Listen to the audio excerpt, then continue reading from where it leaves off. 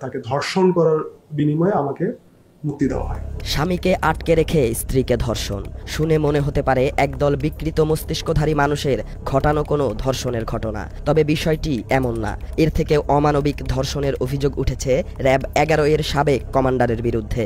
মানে আমার স্ত্রীকে একরকম আলেপ হত্যা করছে, শুধু ধর্ষণের কারণে হত্যা করছে। র‍্যাব ১১ এর সাবেক কমান্ডার আলেপ উদ্দিন ঢাকা নারায়ণগঞ্জ অঞ্চলে জঙ্গি নাটক সাজানোর মাস্টারমাইন্ড ছিলেন তিনি। তারই অংশ হিসেবে জঙ্গি নাটক সাজিয়ে ভুক্তভোগী এই ব্যক্তিকে ধরে নিয়ে গুম করে রাখেন র‍্যাবের সাবেক এই কর্মকর্তা। পরবর্তীতে ঘটনাক্রমে ভুক্তভোগীর স্ত্রীকে একাধিকবার ধর্ষণ করে আলেপ উদ্দিন।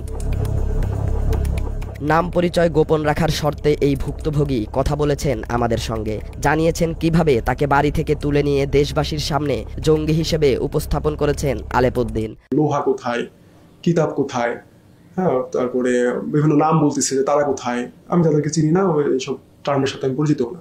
২০১৫ সালের ৩০ মে ঢাকার নিজ বাসা থেকে আটক করা হয় তাকে। জঙ্গি সন্দেহে তুলে নেয়ার সময় পরিবারের সবার সামনেই শারীরিক নির্যাতন চালানো হয় তার উপর। এ সময় তার বাসা থেকে নগদ লক্ষাধিক টাকা, তার বাবা মা ও ভাইয়ের ৩টি স্মার্টফোন, কম্পিউটার সহ মোটরসাইকেল নিয়ে যায় তৎকালীন ডিবির সদস্যরা। এরকম সিচুয়েশন কখনো পড়ি নাই, কোথায় যাব কি করব, কোনো দিশেহারা অবস্থা। তো একটা পর্যায়ে মনে হলো যে আচ্ছা আমি তো কিছু করি না, আমি কেন পালাম। আমি বিষয়টা ফেস করি যে কেন আমাকে খুঁজতেছে। আমার বাবার বাসায় কম্পিউটার নিল, বাবার যে ফাইল ক্যাবিনেট ছিল সেখান থেকে আমার আব্বার ব্যক্তিগত খুব সম্ভবত ৬৫,০০০ টাকার মতো নিল। আমার ছোট ভাই তখন বাসায় ছিল না, ছোট ভাইয়ের যে পড়ার টেবিলের ড্রয়ার সেখান থেকেও প্রায় ২৫,০০০ টাকার মতো নিল। আমার স্ত্রীর ব্যাগে, ভ্যানিটি ব্যাগে, যেহেতু আমরা বের হয়ে যাচ্ছিলাম, তো তার ব্যাগে এরকম প্রায় ২৫-৩০,০০০ টাকার মতো ছিল, সেটা নিল। আমার কাছে ২টা স্মার্টফোন, আমার আব্বার একটা স্মার্টফোন, আমার ওয়াইফের একটা স্মার্টফোন, এগুলো নিল, যেগুলোর কোনোটাই তারা পরবর্তীতে রিকভারিতে দেখায় নাই। বেলা ১১টায় তাকে আটক করার সময় তার বাসা থেকে বোমা সদৃশ্য কোনো বস্তু পায়নি আইন শৃঙ্খলা বাহিনী। তবে ডিবি কার্যালয় থেকে জিজ্ঞাসাবাদ শেষে ওই দিন বিকেলেই তার বাসায় অভিযানে যায় তারা।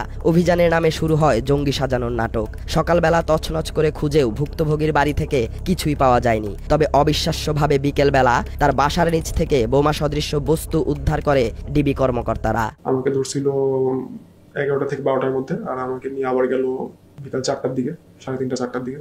দিয়ে ওই বাসার গ্যারেজের এক কোণা থেকে তারা একটা কার্টুন বের করলো। ওই কার্টুনের মধ্যে নাকি কি আছে, যে এক্সপ্লোসিভ বানানোর পাউডার। ওর দারোয়ান ছিল না, ইনস্ট্যান্ট ওখানে দারোয়ান ছিল না। দারোয়ানকে খুঁজে নিয়ে আসলো, দেখালো যে সাক্ষী হিসেবে যে এটা পাওয়া গেছে। দারোয়ান বললো যে এটা তো আমাদের এখানে ছিল না, বা আমি দেখি নাই। আমি বলছি না, এই যে রাখছে, আমি তো রাখতে দেখি নাই।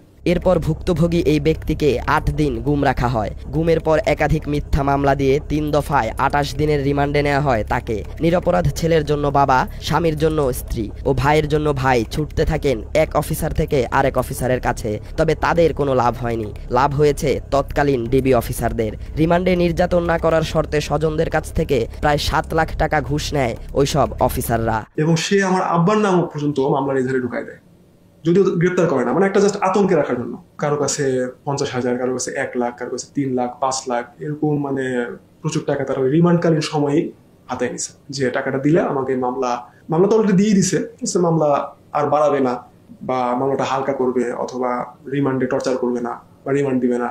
২ বছরের বেশি সময় জেল খেটে ২০১৭ সালের এপ্রিলে মুক্তি পান তিনি। তবে জেলগেট থেকে আবারও গ্রেফতার করা হয় এবং মুচলেকা নিয়ে ছেড়ে দেয়া হয় তাকে। মুক্ত হলেও মুক্তি মেলেনি তার। ২০১৮ সালের ফেব্রুয়ারি মাসে আবারও অন্ধকার নেমে আসে তার জীবনে। এবার তাকে না পেয়ে তার স্ত্রীকে তুলে নিয়ে যায় র‍্যাব সদস্যরা। ৩ দিনের মাথায় আমি জানতে পারি যে ওই দিন আমাকে না পেয়ে আমার স্ত্রী এবং আমার শ্যালককে তারা তুলে নিয়ে যায়। ৩ দিন আটকে রাখছিল তারা। আর তার স্ত্রীকে তুলে নিয়ে যাওয়ার নেতৃত্ব দেয় র‍্যাব ১১-র সাবেক কমান্ডার আলেপ উদ্দিন ও এএসপি মশিউর রহমান। তার স্ত্রীকে ওই দিন শারীরিকভাবে লাঞ্ছিত না করলেও একজন নারীকে যতটুকু সম্মান দেখানো হয় তার ছিটে ফোঁটাও দেখায়নি আলেপ। অকথ্য ভাষায় গালি দেওয়ার পাশাপাশি অনৈতিক সম্পর্কে জড়ানোর ইঙ্গিত দেয় র‍্যাবের পোশাকধারী মনুষ্যত্বহীন এই কর্মকর্তা। শেষ পর্যন্ত স্ত্রীর সম্ভ্রম রক্ষায় আলেপের কাছে স্বেচ্ছায় ধরা দেন ভুক্তভোগী এই ব্যক্তি। পরে একরকম ফ্যামিলি চাপে আমি আত্মসমর্পণই একরকম, এটাকে কি বলবো আর, যে আমি নিজেই র‍্যাব ১১-তে যাই। স্বেচ্ছায় র‍্যাবের হাতে ধরা দেওয়ার পর আবারও জেলে পাঠানো হয় তাকে। এ যাত্রায় ৩ মাস জেল খেটে মুক্তি পান তিনি। তার এই সংক্ষিপ্ত জেল জীবনে পেয়েছেন সর্বোচ্চ সুযোগ সুবিধা। আর এ সব কিছুর ব্যবস্থা করে দিয়েছেন আলেপ উদ্দিন। তাকে সুযোগ সুবিধা দেওয়ার নামে তার স্ত্রীকে ধর্ষণ করে আলেপ। জেলখানে জয়েন করলো, জেলখানে থেকে ৩ মাস পরে বের হলাম। তো এই ৩ মাসেও 2বারের মতো আমার স্ত্রী দেখা করছিল, যেখানে যে সাক্ষাতের যে ব্যবস্থা আছে। তো আগে যে আমি 23 মাস ছিলাম তখনকার আমার এক্সপিরিয়েন্স আর এখনকার এক্সপিরিয়েন্স ভিন্ন রকম পেলাম আমি। যে এখানে 3 মাস থাকলাম, সাক্ষাৎগুলো খুব মানে স্পেশাল সাক্ষাৎ, যে মানে খুব কাছ থেকে আমি কথা বলতে পারতেছি, মানে কোনো ভিড় নাই, আমাদের জন্য আলাদা ব্যবস্থা করা হচ্ছে, এবং এই ব্যবস্থাগুলো মানে আলেপ করে দিচ্ছিল।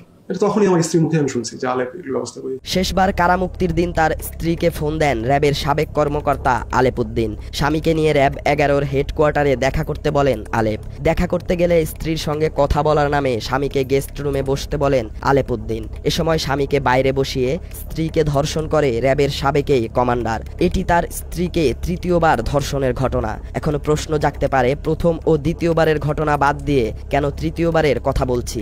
কারণ এর আগে ভুক্তভোগী জানতই না তার জেল জীবনে স্ত্রীর সঙ্গে কি কি ঘটেছে। এদিনের পর সব ঘটনা জানতে পারেন তিনি। তো এই নীতিবাক্য শুনে আমাকে এসে গেস্ট রুমে বসতে বললো। গেস্ট রুমে চলে গেলাম, আমার স্ত্রীকে এসে রেখে দিল, মানে বলছে আপনার স্ত্রীর সাথে কিছু কথা আছে। তো আমি প্রায় 15-20 মিনিট পরে আমার ওয়াইফ আসলো, কান্না চোখ, কালো। তো তখন তো আমি কিছুই জানি না আসলে। স্বামীর জন্য স্ত্রী আর স্ত্রীর জন্য স্বামীর ত্যাগে গড়ে ওঠা তাদের সাজানো সংসার ধ্বংস করে দিয়েছে আলেপ। তার জেলে থাকা অবস্থায় বাবার বাড়িতে ছিলেন স্ত্রী। তদন্তের কথা বলে ভুক্তভোগীর স্ত্রীকে ঢাকায় আসতে বলেন আলেপ উদ্দিন।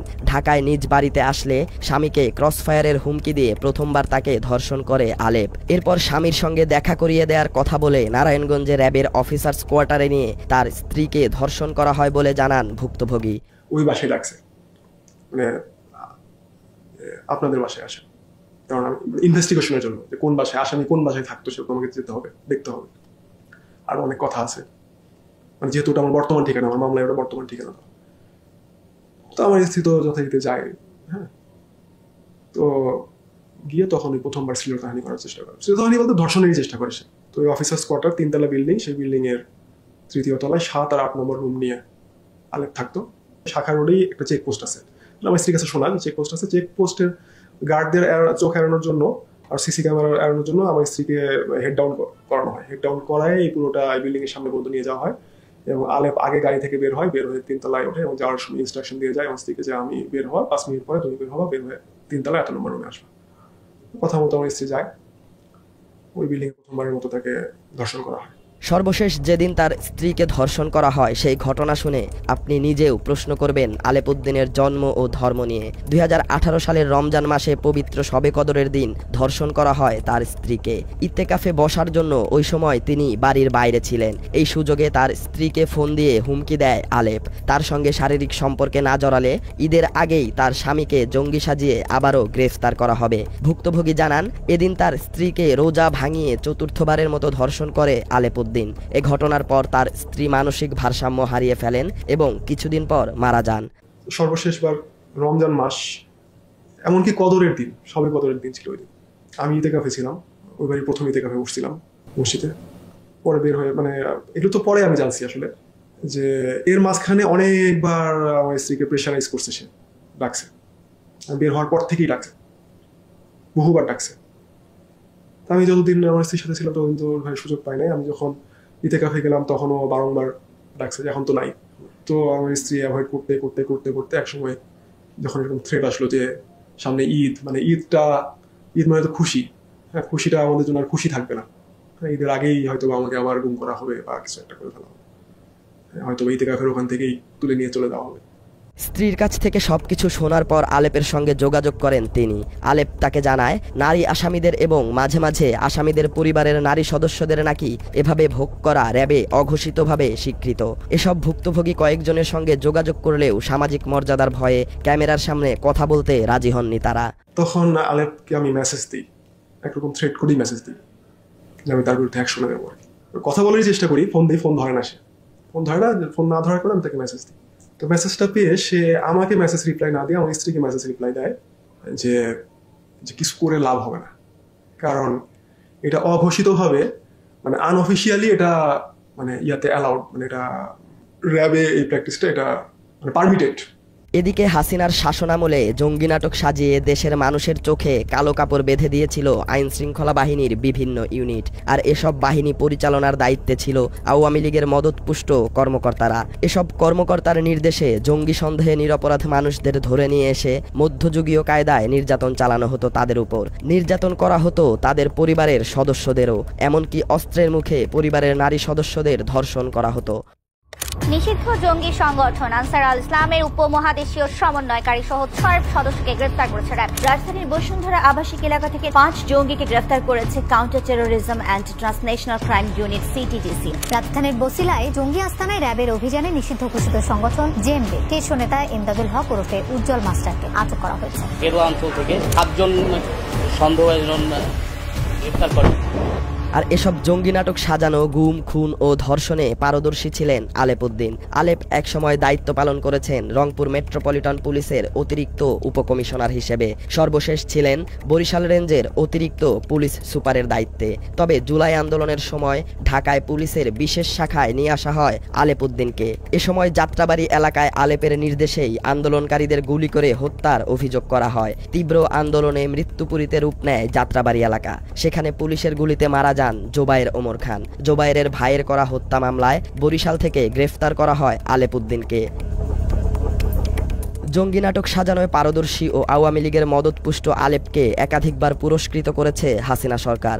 আলেপের মতো একজন অসৎ পুলিশ অফিসারকে 2022 সালে পুলিশের সর্বোচ্চ পদক বিপিএম ও পিপিএম পুরস্কার দেওয়ার জন্য আলাদাভাবে প্রজ্ঞাপন জারি করে স্বরাষ্ট্র মন্ত্রণালয়, যা ছিল নজিরবিহীন ঘটনা।